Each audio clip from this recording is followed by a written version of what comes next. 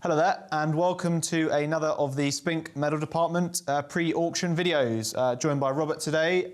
Harry will be giving you his take on the e-auction, but we're here today to talk about the room auction, which takes place next Wednesday, the 27th of April.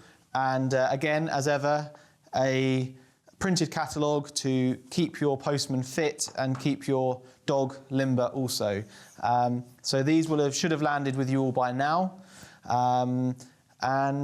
We trust there's something in there for everyone.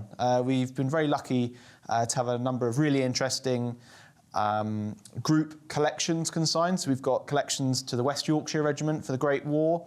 We've got some fantastic awards to the female members of the nursing services. We've got an Indian Mutiny Naval Brigade little section there. And yeah, there should be something in there for you. Any questions, just shout at us for more photo requests. But I think what I'll begin with, we may as well start with lot number one. That's on the back cover this time. And that's just down here, which is the South Africa Service Medal for the Zulu Wars, bearing the clasp 1887, 8 and 9. And this medal, rather special, it's awarded to Private Robert Adams, who served in D Company, 2nd Battalion, 24th Foot. And if you haven't worked it out by now, not only is he a defender of Rorke's Drift, he is one of the few of the few who were unfortunate enough to lose their lives on that famous action, 22nd, 23rd of January 1879. I was only in Australia 2 weeks ago and popped into the Art Gallery of New South Wales in the centre of Sydney to see the vast picture depicting the scene, and we've reproduced it on the back cover to give you a taste of what Private Adams would have seen. We last had the pleasure of selling a medal for a defender of Rorke's Drift, I believe it was 3 years ago, something like that, and that was the pair to Gunner Howard, one of 5 members of the Royal Artillery present. And by a strike of fate, Gunner Howard actually shared a room in the hospital in the northwestern corner with Private Adams. So it's one of these strange things that seems to happen is you get these men who are very close together in these legendary actions coming through your hands in a short space of time.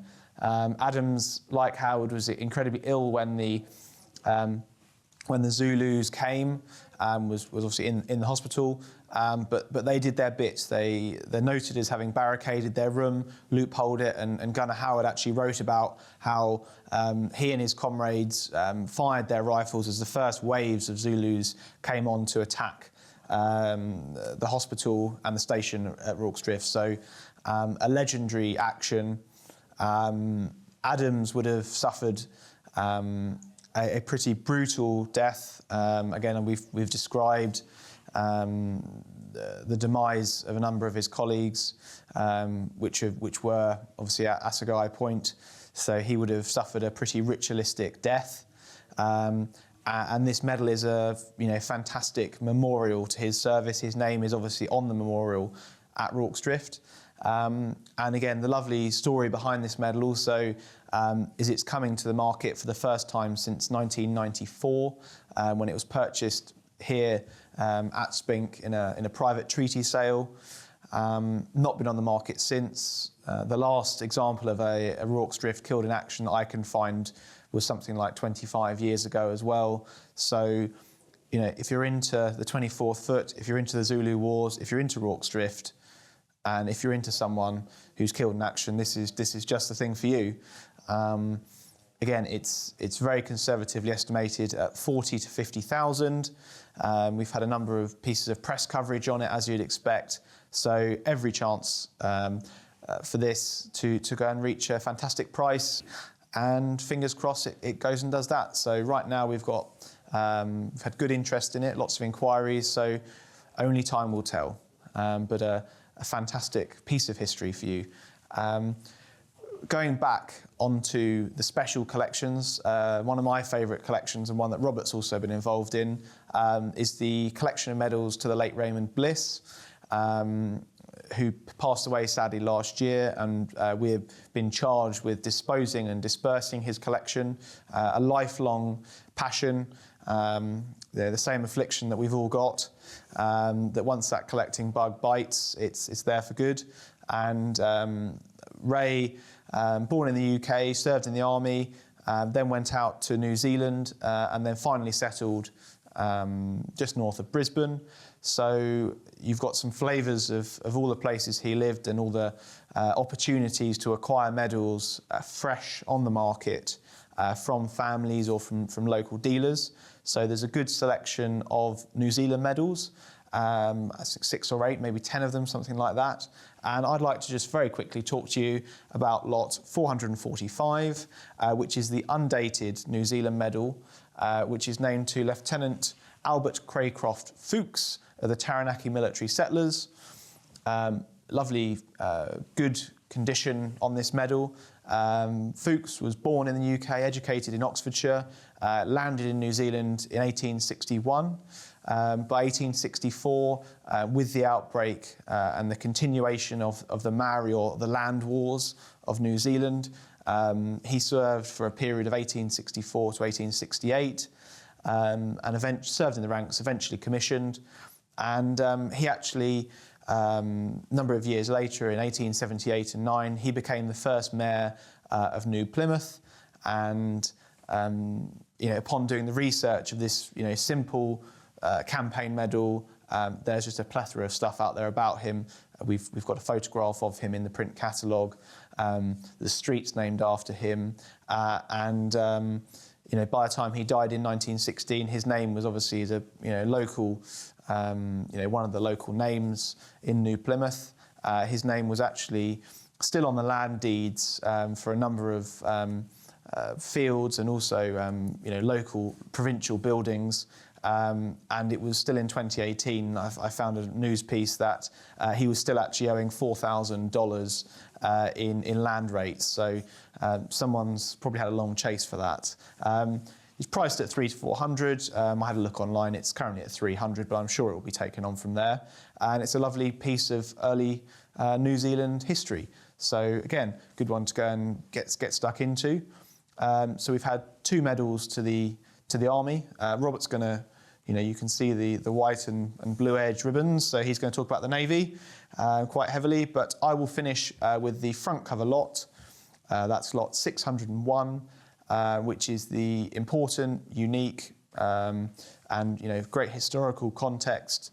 Victoria Cross Group to Squadron Leader Arthur Scarfe. Scarfe was educated at Wimbledon, went off to the RAF, having been pretty useless at school. He was obsessed with boats, but failed to get into the Royal Navy, so then went up to the RAF, trained as a pilot in the late 30s, and by the outbreak of the war, he was serving as an officer. By 1941, he was in command of numbered 62 Squadron, who was serving out in the Far East. And Scarfe was flying Blenheims out of Butterfield in Malaya. At the outbreak of the Japanese invasion down through Thailand and into Malaya, he was tasked on the first day of the Battle of Malaya proper with his squadron to take off and do a daylight raid on a Japanese forward air base at Singora, just over the border, sort of 30, 40 miles into Thai and thus Japanese territory. He was, leading the squadron, the first up with his 3-man crew. And as he, just after he'd lifted off, the second wave of a massive Japanese attack on the airfield came in, and he had the unfortunate privilege of circling overhead while the whole of his squadron were shot up on the ground. So Scarfe had the unenviable decision upon him. Does he go forward and complete the raid, or does he do the sensible thing, which is to land, regroup, and probably continue the retreat? He stuck to his guns, solo, in a light bomber, tracked by enemy fighters the whole way. He managed to get over the border, flying very low, did his raid on the Singora. His air gunner said that the Japanese were lined up like London taxis on the airfield, and so they managed to effect their bombing run. In the process, they were very, very badly shot up. Cannon, light arms as well. And on the way back, at points, they were chased by up to 12 enemy fighters who were zipping around them and getting incredibly close, putting in blasts. And Scarfe, in his seat, left-handed, he was incredibly badly, mortally wounded, left arm totally shattered, bleeding profusely, shot through the back, through the chest. He was shot to absolute bits. Incredibly, when the two crewmen went to the cockpit, assuming they would have to take over and try and fly the kite back themselves, he was still conscious and actually still had his pressure through the shattered left arm onto the controls. And with his two crew holding him in his seat, managed to get back over to the airfield at Al Star. He put the aircraft down, crash landed, saving the two lives of his comrades, was dragged into the aid point at Al Star, and was quickly dosed up with a couple of pints of blood from a nurse who had been tested as being a good blood match, and then taken into surgery where he died of his wounds. It later became apparent that the nurse who'd actually given him that blood transfusion was his wife. He'd married her a couple of months prior, and she was actually pregnant, carrying their firstborn. With everything that happened, obviously, with the fall of Malaya and the speed of the Japanese attack, the recommendations and the records related to the fall of 62 Squadron and the airfield at Butterfield and everything that went with that. It wasn't until the spring of 1946 that the RAF were actually able to put forward the recommendation for his award. That was swiftly signed off by the King on the 11th of June, which is the date born upon the Victoria Cross itself. The quirk of RAF V.C.s in the Second World War being that they are actually dated on the reverse, with just one exception, with the date at which the King approved the award, not the Gazette date, not the action. And so that's why you've got that date of the 11th of June on the reverse of his cross. Sole bowler of the family, a very good archive with it. There's only 26 Victoria Crosses to the Royal Air Force to date, so incredibly rare, of those awards which have been given. It's a posthumous award. It's Second World War. It's for the fall of Malaya. 4 awards for that. This is the first award, the only to the RAF. So it's a damn fine thing. Pre-sale estimate 350 to 450. And we see what happens on the day. Spink have sold the last 2 flying V.C.s. It was over 10 years ago. And since then, the market has obviously moved forward. So we've had a great deal of interest here and in the Far East for this, with the obviously the fall of Malaya and it being the anniversary. So please do go and have a look, read the catalogue. And I think I'll hand over to Robert, who's got plenty of wares to talk about. Yes, thank you very much indeed, Marcus. Now, as you can hopefully see here, I have a positive plethora of Napoleonic medals to talk about, and as regular viewers will know, the Napoleonic Wars is my particular era of interest. As Marcus has already mentioned as well, it's been a great privilege to catalogue the vast majority of these from the collection of the late Raymond Bliss, and I have uncovered some wonderful stories from medals that have been undoubtedly prized pieces in his collection for many, many years. So it's been a joy to bring these stories to life and for them to find, I'm sure, very good new homes with a whole new generation of collectors. But before I get on to the Bliss collection, the one medal here not from that collection is the first one here, which is a very fine Naval General Service medal with a single clasp entitled Nassau, 22nd of March, 1808. And it comes in this, or it came to us, in this rather interesting little leather box, which I believe, it's only a hunch, but I believe it has a part to play in the story of the recipient. So the chap that this was awarded to was Midshipman Edward Johnson of HMS Nassau. Now, the Nassau had the distinction of being the sort of main ship at the Battle of Zealand Point in 1808, when they destroyed, along with a squadron of other British warships, the last remaining Danish warship of the Danish fleet during the Napoleonic Wars, the Prince Christian Frederick. And it was rather a one-sided battle, as a matter of fact, because the British squadron vastly outnumbered this single Danish ship, which didn't really have much of a chance at the end of things. But they put up a spirited fight, and as you can obviously see, it was in later life commemorated with this clasp. But the particularly interesting thing about Edward Johnson is what he did in later life. Because after his time during the Napoleonic Wars in the Royal Navy, somewhat unusually, he stayed in the Navy. He wasn't laid off like a lot of men, of course, were in the vast downsizing of the armed forces after we defeated Napoleon Bonaparte. And he got into the sort of scientific side of the Royal Navy, which became a really, really big thing in the sort of 1820s, 30s and 40s in particular, and especially with the rise in polar exploration. And it's really, really fascinating researching and reading about Johnson, because he became heavily involved with the Royal Navy's magnetic compass department.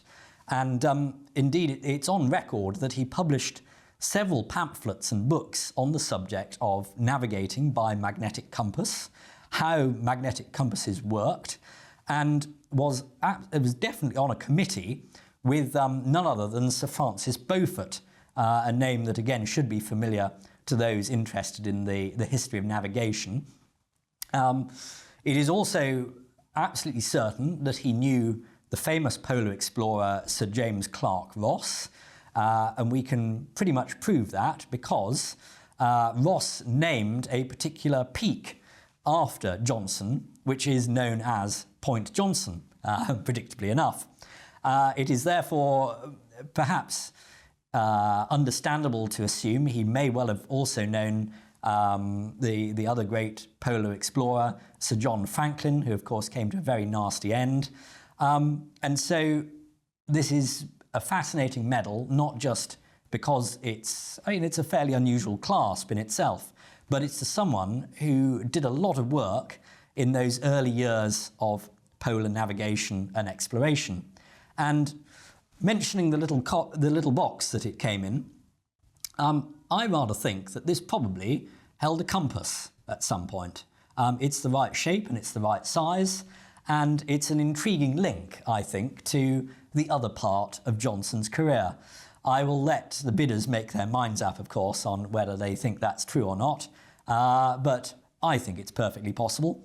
And so Midshipman Johnson's medal is Lot 2 in the sale. It comes immediately after the Rorke's Drift South Africa medal that Marcus has talked about, with an estimate of £4,000 to £5,000 on it. And I think, as with all of these, as with all the medals we've talked about, I think that's a pretty reasonable sum, and you get a lot of story for that sort of price. So I hope it encourages some spirited bidding.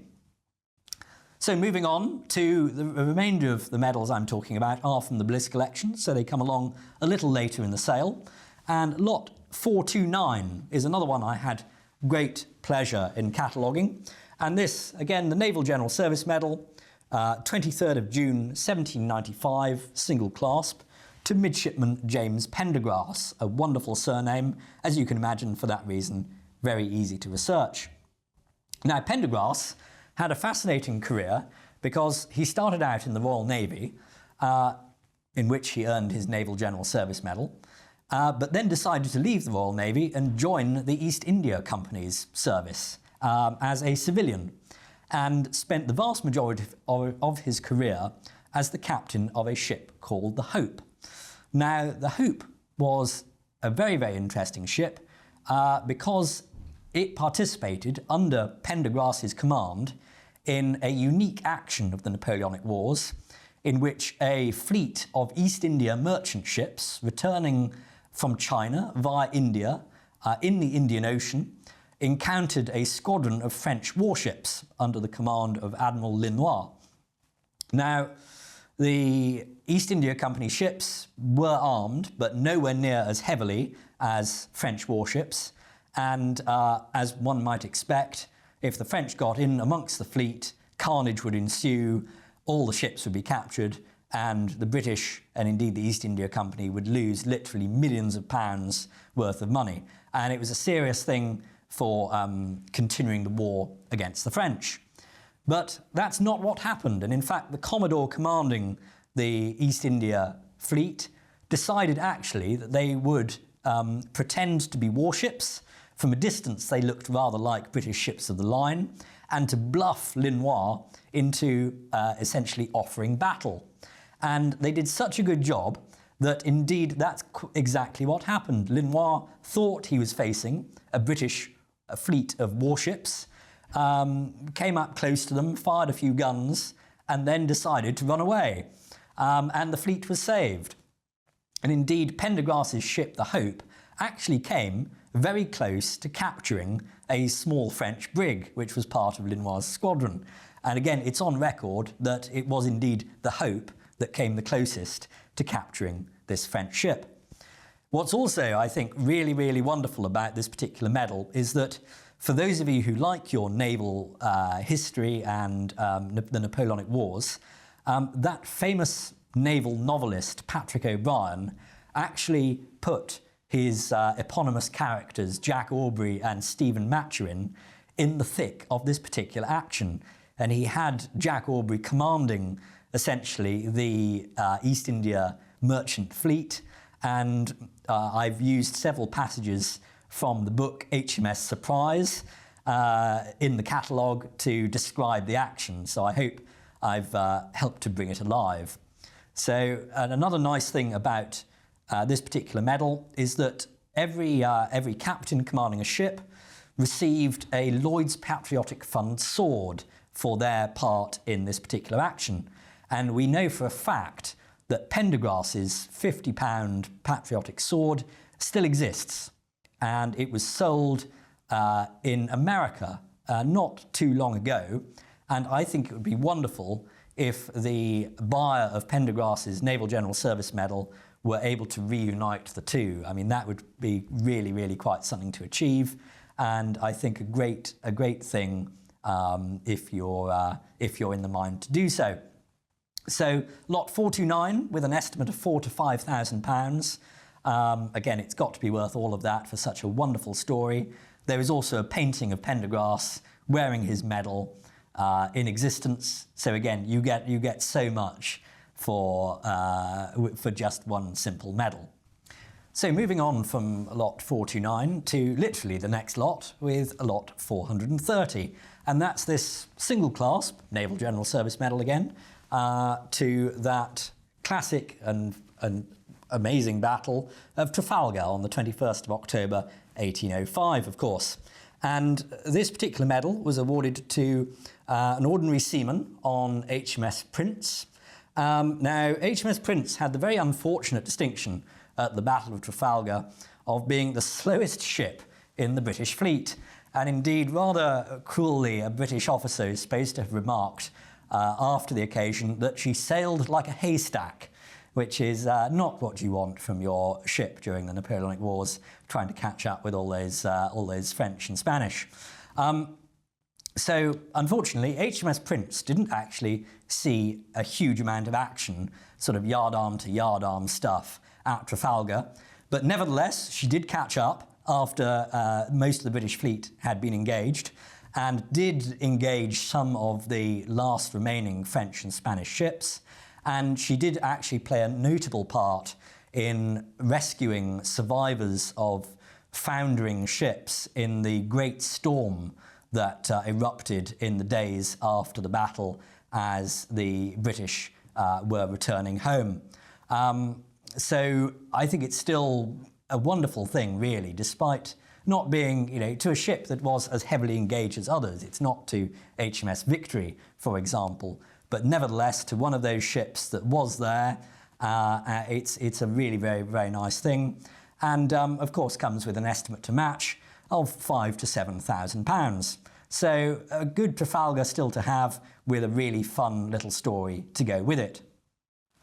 So the final Naval General Service here, we're moving post-Napoleonic Wars to Navarino. And again, another single clasper to an officer, a chap called Midshipman Arthur Dorehill.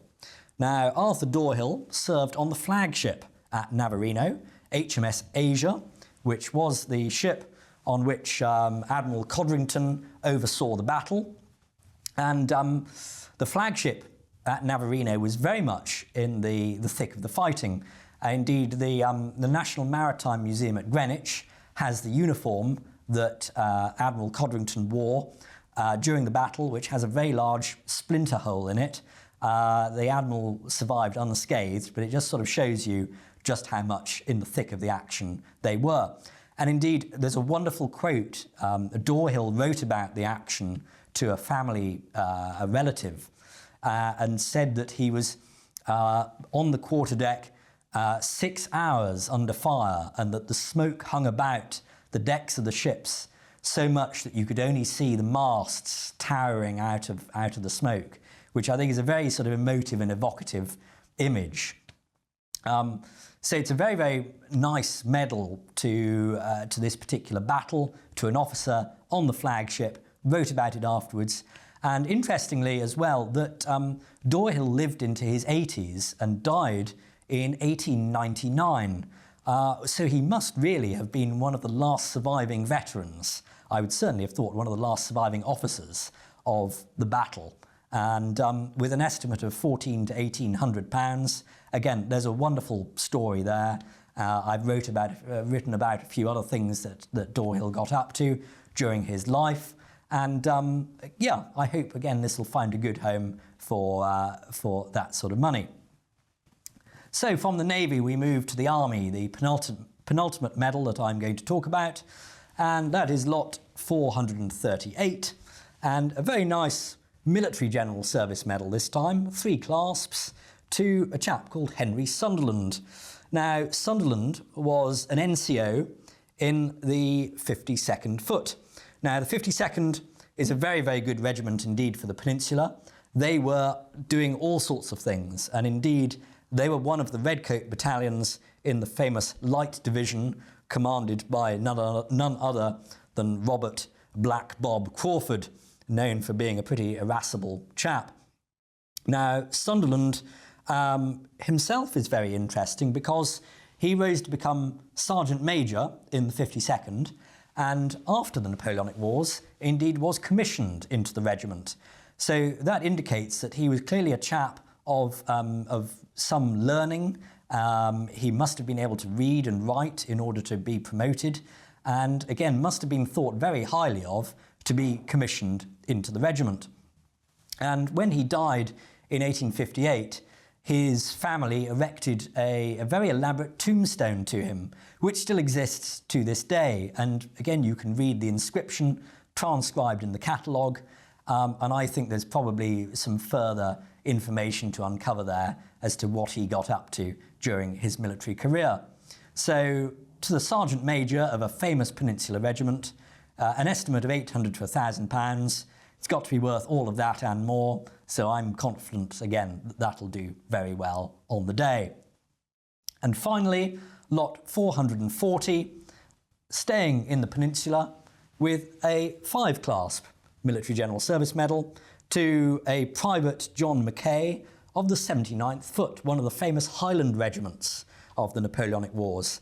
Now, even though there are 5 clasps, I'm going to be talking very briefly about the first one here, that for Fuentes de Honoro, which was fought in early May 1811. Now, Fuentes de Honoro is a classic action for the 79th Foot because they defended the village of Fuentes de Honoro, which was the centre or the linchpin of Wellington's defensive line. And it was therefore the scene of the most horrendous sort of battle within a battle for the French and British contesting for superiority of the village. Again, do read all about it in the catalogue, and it was a very, very hard fought little action within the battle itself. Forget sort of shooting at each other from some distance in lines. This was all about hand-to-hand fighting with bayonets, with musket butts, possibly even with fists. And the 79th were badly cut up, as you might expect, and indeed with a butcher's bill of 238 killed and wounded. Those were the highest casualties of any Allied regiment that participated in Fuentes de Honoro. And obviously Mackay survived in order to claim his Military General Service Medal, and what he saw and participated in that day can really only be imagined. Again, I've tried to do justice in the catalogue, but I'm sure that there's more reading up and more research that can be done into Mackay's part as a member of the 79th. So with an estimate of £700 to £900, again, it's worth all of that. What a wonderful and humbling story that contains. And I'm sure, again, it'll do spectacularly. Now, I believe I'm going to be on the rostrum for certainly the last 5 lots that I've covered here. So you'll see me wielding the gavel and willing all these medals on to great things, and I hope you'll dig deep into your pockets to give them all very good homes. And you'll see Marcus, Harry and myself up on the rostrum with our gavels doing some good works. We look forward to hopefully seeing a few of you in the room. And of course, for those of you watching online, you can tune in, watch us live, and yeah, do enjoy reading and following along, watching along, and hopefully adding some new bits to your collection. We hope you've enjoyed our little video, our little presentation of a few choice lots on offer, and we look forward to seeing you all again soon. Thank you very much.